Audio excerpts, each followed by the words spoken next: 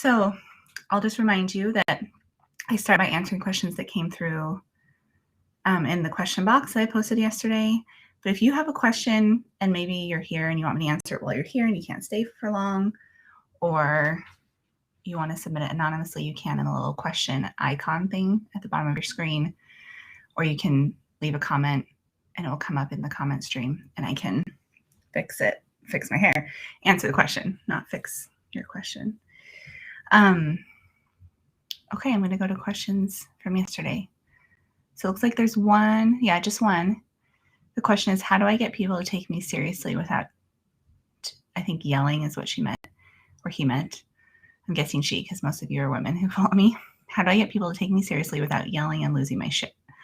I'll continue in a DM. So I'm not going to go into DMs now. I'm going to ask you all to keep your questions in the question box or here in the comments so that I can answer them and read them while I'm here doing the coaching. Okay. Good. So there's a question I posted at the bottom. Sorry, I had a cold something like a month ago. It wasn't COVID. I got tested 6 weeks ago, I think is when I got it. And I still have like a little bit of a hitch in my giddy up. It is so annoying. How do I get people to take me seriously without yelling and losing my shit? So I want to kind of answer the question by starting with a question of my own. Is getting people to take you seriously the real goal? Like why, in other words, why do you want other people to take you seriously? It may seem like an, obvious thing that we all want, but I would love to know, and this is like a journaling prompt for you, why? How come this feels so important? And is that really the goal? And you're probably picking up on that I suspect it might not be. And I want to encourage a shift away from getting other people to do something to something internal, something that is actually in your control. So I think part of maybe what the goal is to not yell and lose your shit. I think that's something that we can all relate to. At least maybe not the yelling or losing control, but the more like responding to other people not taking us seriously in ways that we don't like or that we're not proud of or that doesn't quite like align with our values or our vision of ourselves or who we really want to be. I personally can relate to yelling and losing my shit. It was early in my parenting years when I had two really, really little boys, like 3 and 1. And I remember it was during my husband's second deployment. And I just lost my cool at these little boys. And I remember yelling at them with, them standing there and like these tiny little bodies and these wide eyes looking, they had to crane their necks to look at me because I was 20 times their size or whatever. And I just remember being like, oh yeah, no, this isn't okay. It's not okay to yell at these little kids. And I think what you're saying here, this questioner, is it's not okay with you to yell and lose. Okay. Okay. There are times when yelling and like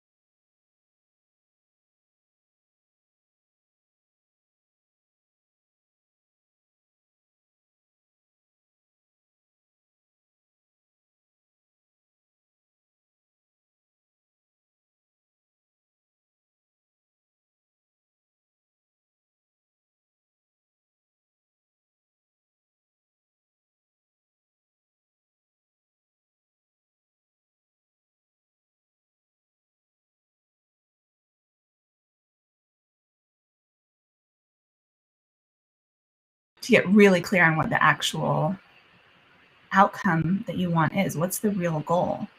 And it has to be something that is in your control. And it has to be something, therefore, that is internally based. So I would love to kind of slap some people upside the face in your family or in your life and say, time to take this person seriously, right? And like have that solve the problem. But it's not going to.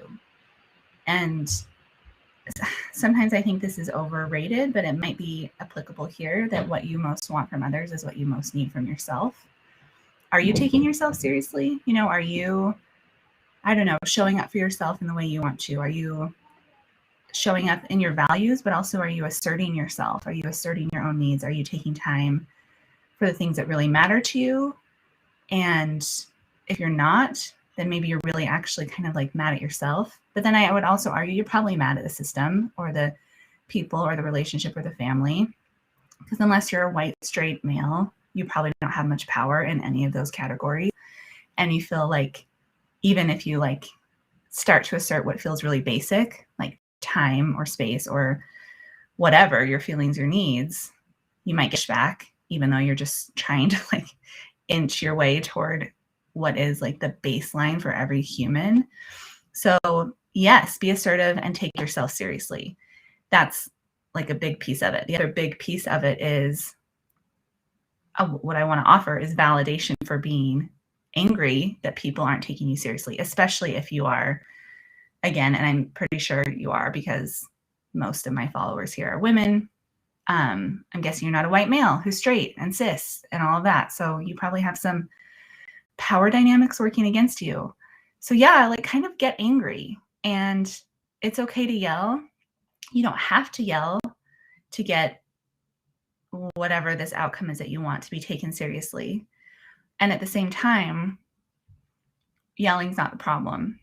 Just like other people taking you seriously or not is not the problem. Okay, so how to get people to take you seriously. This reminds me of boundaries work a lot.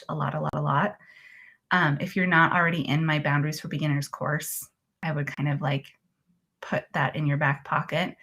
There's a link. If you click through the links in my bio, it goes to my homepage for my courses, and you can sign yourself up on the wait list so you can do the Boundaries for Beginners course. It's all, you know, self-knowledge and values work and identity work, and then lots and lots of self-compassion work, and then self-acceptance, which is where the action happens when it comes to setting boundaries. I think like it's objectively frustrating to be treated like you don't matter. You know, it's objectively frustrating to be condescended to or not taken seriously or mocked or belittled. Like none of that is okay. And if this is the kind of stuff that's happening at the macro level, it can really wear a person down. And if it's happening in a micro level, like interpersonal relationships, like in your marriage or with your children, partnership, boyfriend, girlfriend, and your families of origin, parents, siblings, it can feel really threatening because it has to do with attachment and survival. And I don't at all want to like suggest that this is something that you just kind of got to learn to deal with or navigate or get through, but it's this combination of asserting yourself externally, and that might mean raising your voice sometimes. It might mean letting anger be seen in a way that you feel in control of, and that takes a lot of practice with mindfulness and a presence with the self and self-attunement. A self-care routine can be really great for that, like a mindfulness meditation practice, journaling with the feel wheel and emotional awareness, emotional intelligence building, any sort of spiritual practice, whether it's religiously based like prayer or nature based or, you know, all of the above, but connecting to something that is bigger and outside of you. There are lots and lots of different tools that you can pull. And my True Self-Care Toolbox is a really good asset for that self-care routine building. But if you're connected with yourself, the more connected you get, the the more clearly you can identify where your relationships don't align with who you are, what your values are, who you want to be, and what you identify with. And then you're in a position of power, because that knowledge gives you some sense of power. And I don't mean power over, I mean empowerment. So you can reclaim some of your own power and you can see, oh, like this thing that's going on with a partner where I'm not taking seriously all the time does not align with my relationship with myself that I've come to really tune into. I take myself seriously. I don't accept mockery from myself. I've worked so hard to let go of all of this stuff. I don't condescend to myself. I don't make fun of myself. Why is that happening in my marriage? Why am I acting like, or my partnership, right? Why am I acting like somehow this is okay until I can't take it anymore? And then I lose control. And then I'm apologizing and I'm causing myself this unnecessary extra suffering in response to this suffering that I can't control. I'm creating more suffering that I can control. Okay, how can I just, and that's where boundaries come in really heavy, and requests. So boundaries are different than requests. Boundaries are what's okay and not okay and how you show up in alignment with that. And then request partner, I have learned so much that it would mean so much to me if you go learn too.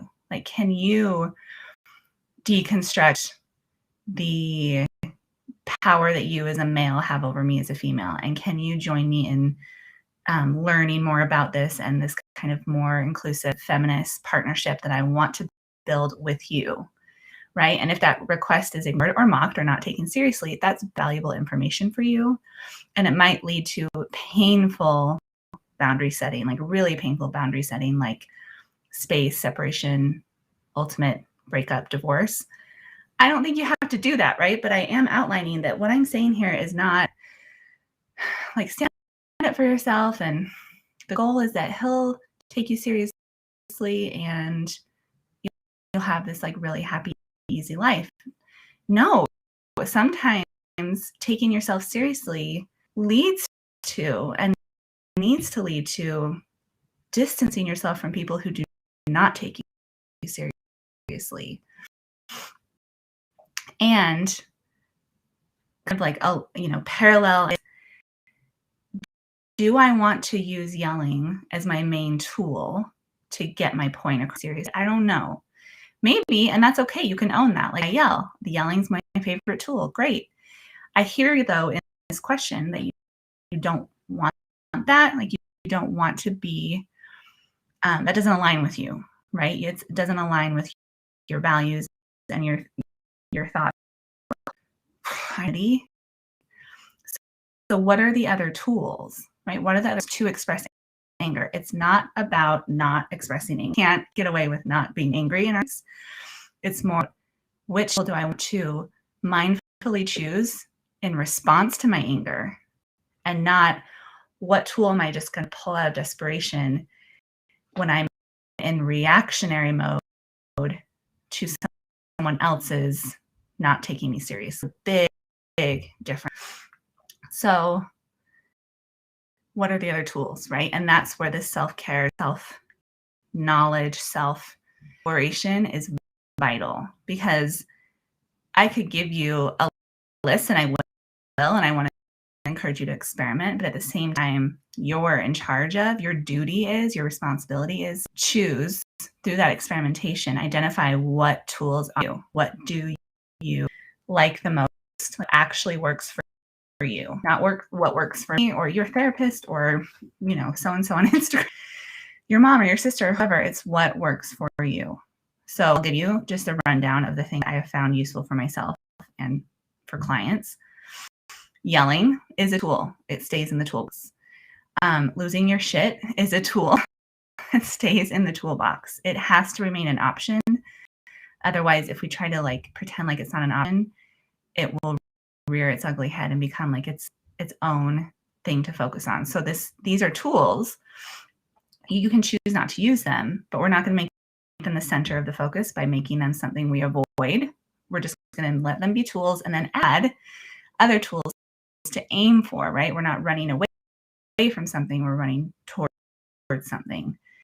So there's yelling, there's losing your shit. There's yelling, like not at someone, like go scream in the backyard, scream into a pillow, yell in your car while you're driving, yell, then yell at about the situation that doesn't involve, like safe places to verbally release this anger. Okay.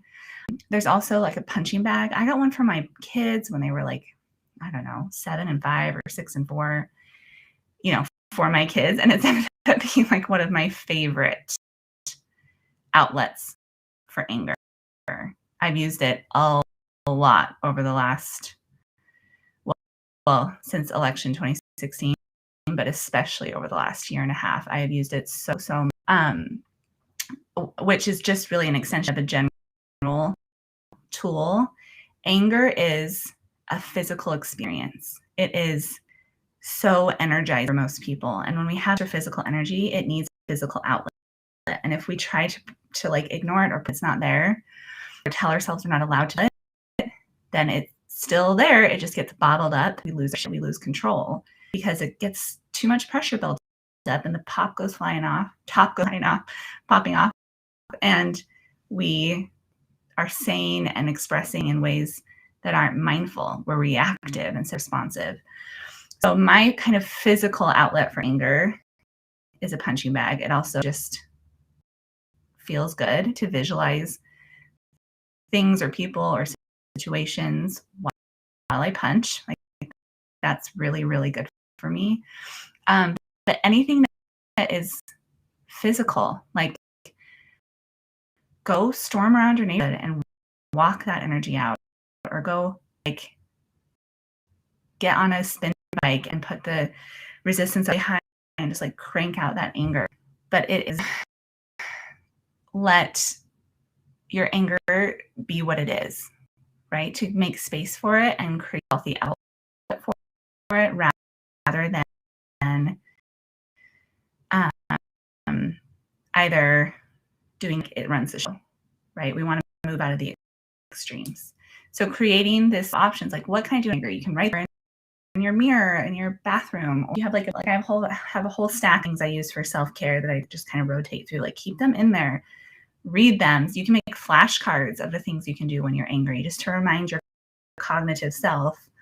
I have options. I don't have to yell and lose control when I feel overwhelming anger. I can go do these half dozen things. Writing is really good, I think, for anger, but it has to be at a lowered energy, because to sit still and write, there's a lot of physical energy I find is hard. You might be able to do it, but it's in general, I find that it's hard. Drawing or scribbling can be really, really good as an energy outlet. There's lots of different options for art therapy, but again, that requires like some level of stillness that might not be attainable until you go, rage walk or something. I feel the desire to kind of summarize this a little bit. So it's okay. Let's not demonize it. Losing your shit is okay. Let's not demonize it. We'll start with that compassion, and then a self-care routine built around emotional awareness and a lot of guidance with that. I have my True Self-Care Toolbox. It's $20. It's a collection of 30 audios where I spend 5 to 15 minutes describing one self-care tool and kind of teaching you how to use it, encourage you to practice it. So you can listen on the go. You can also take notes. It's really easy. But a true self-care routine is non-negotiable, I think, for any sort of mentally healthy life. It does not have to look any one specific way. But when I hear people come to me with these kinds of questions, I want to be taken seriously without having to resort to screaming, yelling, swearing, name calling, big angry course. It's just such a heard, and a good way to heard is to hear ourselves. And then we can show up from that self-validating position in relationships and say, I'm not being taken seriously here. Here are the changes that need to be made, and here are the requests I have for you. And it's the kind of thing that can result in external fair to, or it's not unfair to hope that that external change can happen. But the goal, the point has to be the interest. You tune in, you get clear on what's okay and what's not okay. You treat yourself with that boundaried self-knowledge based position. And then you show up in your relationships, again, from that place of self-knowledge and self-validation, self-compassion, self-acceptance, and clearly articulate your anger, clearly articulate your pain, clearly articulate your fears, vulnerably ask for these boundaries to be respected, vulnerably request that this person joins you in a new pattern and a new approach to conflict resolution or anger navigation. And it's not about this person taking you seriously or getting someone to do something. It is about shift dynamic. Okay, I hope that's useful. Paradise Fitness with hi Carly. Such helpful information for me to use with clients currently in an intern. Oh, congratulations. That's such a fun stage. I'm glad this is useful for you. And if anyone has any questions, now's the time to ask away. Someone to join the live and then took your request, so I'll just assume you changed your mind. Okay. You all are so great. Thanks for hanging out. I'm going to store this in IGTV so you can watch it anytime and share if you think will be helpful with anybody. The resources I mentioned, again, are my Boundaries for Beginners course, which is waitlisting right now at the link in my bio, and then the True Self-Care Toolbox, which is always available. It's $20 and also available at the link below. DM me with any questions, concerns. I hope this is useful and that you all are having a good week, and I'll see you all back here next time. Bye, everybody.